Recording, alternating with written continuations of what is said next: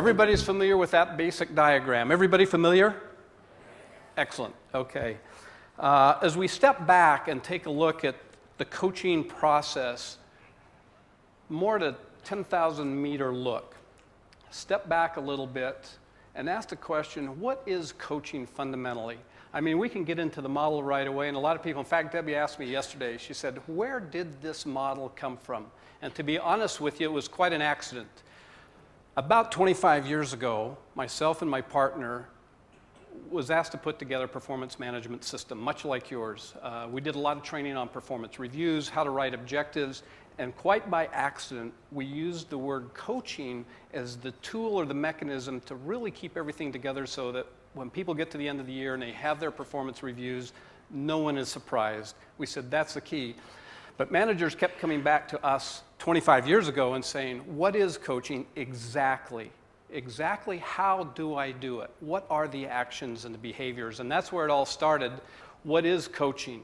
Let me pick out my 5 words. You've touched on some of them, I think, perhaps. I have asked thousands of managers, define for me what you think coaching means. And depending on the culture, and in some cultures, quite honestly, the word coaching is a little hard to define. The root meaning of coaching, I think, is basically to transfer, to carry, to transport. That's the root meaning of coaching. But when I talk to managers, I can boil it all down, and I've heard a lot of good words: vision, inspire, mentor, enable.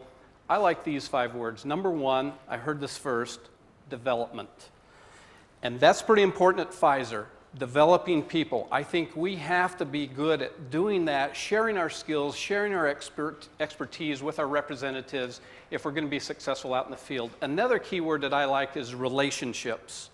I think you have to be good at building comfortable relationships with your representatives, because I think the litmus test of a good coach is if your coachees, if your representatives will come to you. Because we discovered early on, when you're coaching 80% of the time, it's a big number, 80% of the time, the person you're coaching, that representative, if you're out on a field visit, 80% of the time, they already know where they need help. 80% of the time.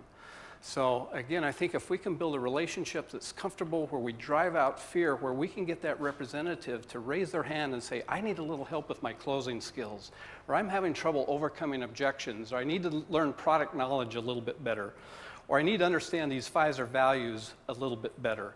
I think that would be the ideal situation, so we're not always seeking them out. They're coming to us for help. So building relationships, development is a key word. Another key word that I like is direction.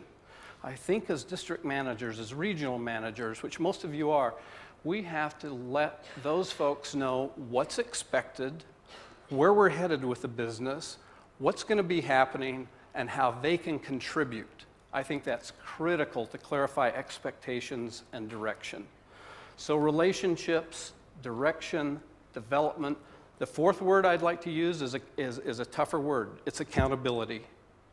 I think we have a stewardship as leaders in this organization to give people constructive, honest, helpful feedback. They need to know how they're doing, where they're going, and if they're contributing to the overall mission of your district and your region. So accountability is an important area. The last word I would pick is results. Results. All coaches that I talk to, they want to win, they want to succeed.